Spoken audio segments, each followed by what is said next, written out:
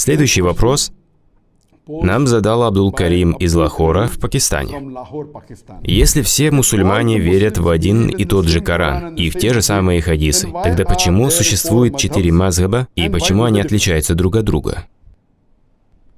Это очень важный, но в то же время весьма деликатный вопрос. Брат поставил вопрос. Если мусульмане верят в один и тот же Коран, верят в те же самые хадисы, тогда почему существует 4 мазхаба и почему они разные?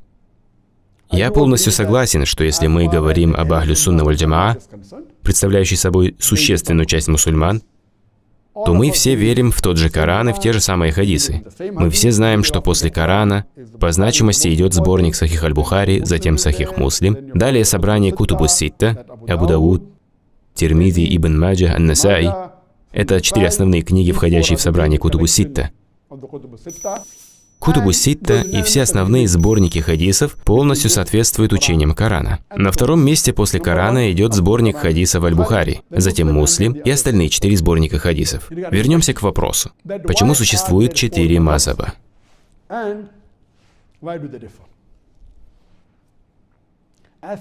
Если говорить о 4 известных нам на сегодняшний день мазхабах и 4 имамах, которым мы следуем, а именно имам Абу Ханифа, имам Малик, имам Шафи'и и имам Ахмад ибн Хамбаль, да смилуется Аллах над ними всеми, то я искренне люблю и уважаю всех 4 имамов. И искренне молюсь за них, пусть Аллах свят Он и велик, смилостивится над ними и дарует им высшую степень рая, Джаннатуль Фирдаус. Разрешите, я поправлю вас в том, что все 4 мазхаба появились для того, чтобы подробно разъяснить для мусульманской уммы принципы ислама. Добавлю, что они не всегда расходятся во мнении. Разногласия возникают крайне редко. Более чем на 90 или 95% мазхабы схожи.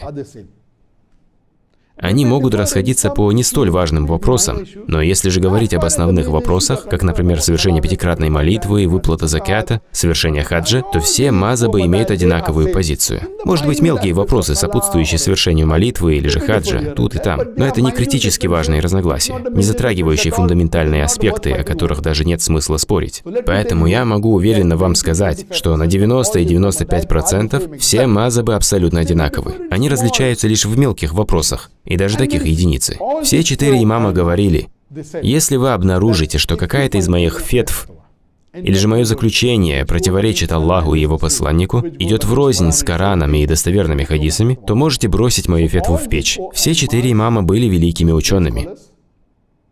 И их целью стояло разъяснение нашей религии.